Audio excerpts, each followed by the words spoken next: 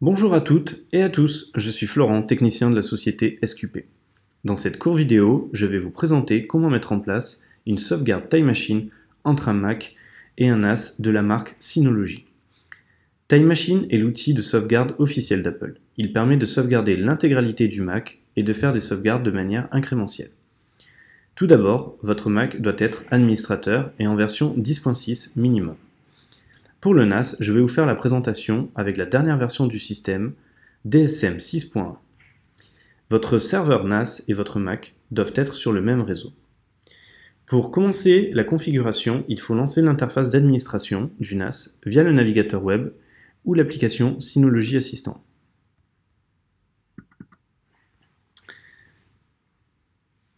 Voilà, donc on va attaquer la configuration. Pour la configuration, nous allons travailler dans le panneau de configuration du NAS qui se situe juste là. Dans un premier temps, on va créer un répertoire partagé.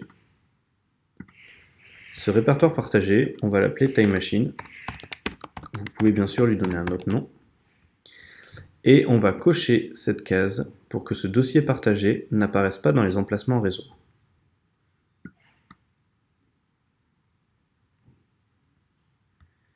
Au niveau des permissions, pour le moment, je n'en mets aucune, car je vais créer un compte utilisateur pour Time Machine.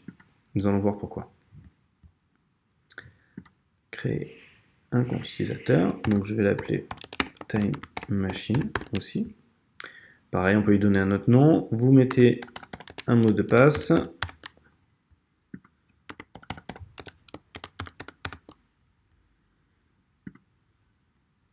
On va le laisser dans la partie utilisateur.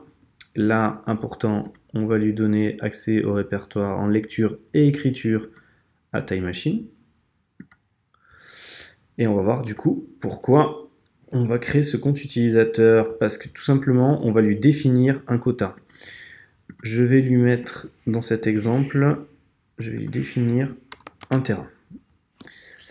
Pourquoi ? Time Machine fonctionne de telle sorte que la sauvegarde des Mac est sans limite dans le versionning.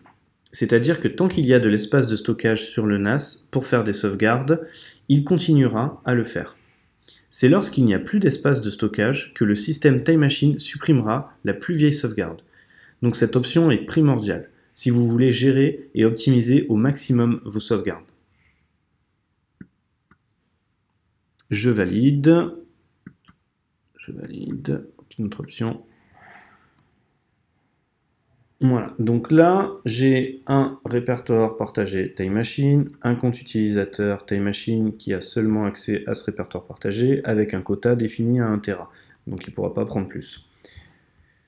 Après, il faut aller dans Service de fichiers.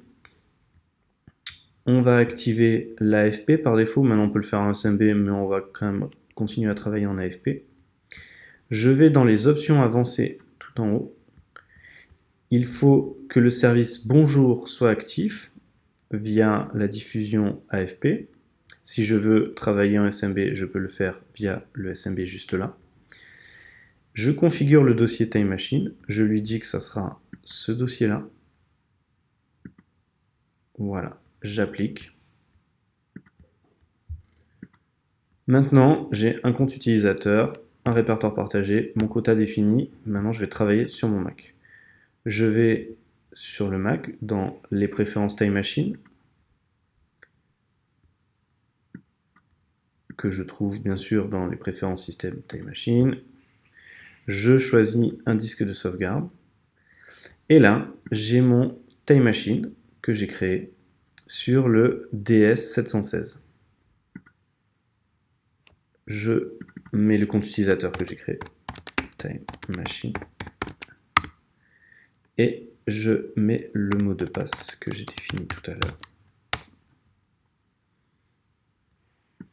Voilà, il me fait le lien directement. Je peux lancer la sauvegarde de mon Mac dès maintenant. Voilà, c'est fini pour la mise en place de cette sauvegarde Time Machine. J'espère que cette vidéo de présentation vous aura plu. Toute l'équipe SQP avant-vente et après-vente est à votre service. Et n'hésitez pas de consulter notre site web sqp.fr. Merci et à très bientôt.